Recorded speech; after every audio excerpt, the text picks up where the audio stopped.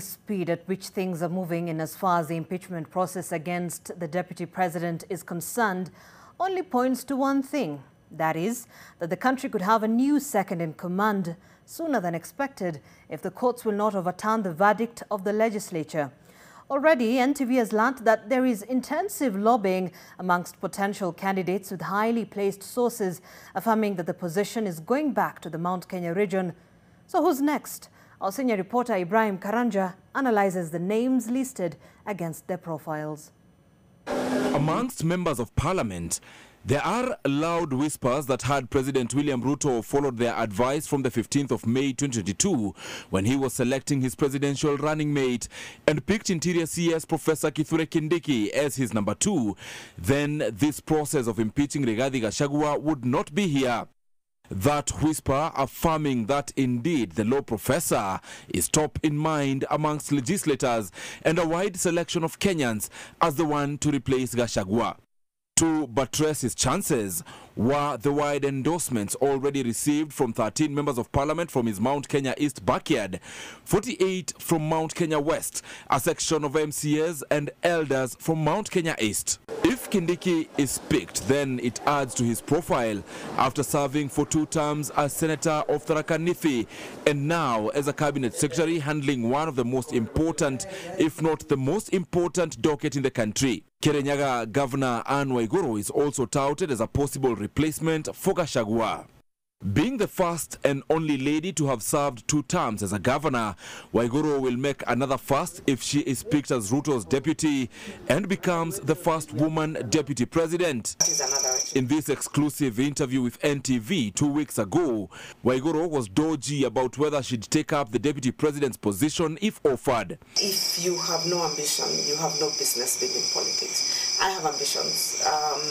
The time will come for those ambitions. As a political leader, it's up to you to position yourself and be in a place where you want to carry out the role that you want to carry out. Only to be endorsed at a G7 Women Governors Forum in her county the following day. Angalia mbele na sisi tuko nyuma yako. During an earlier G7 meeting in Machakos, Waiguru had yet again received a resounding endorsement. Waiguru's counterpart in her neighboring county of Murang'a, Governor Irungu Kang'ata, is among the surprise candidates being fronted, with conversations within Parliament saying that a section of members of Parliament prefer the soft-spoken governor who has risen through the ranks from serving as a councillor under the old constitution to being a lawmaker representing Kiharu constituency in the National Assembly, then joining the Senate where he served as House Majority Whip.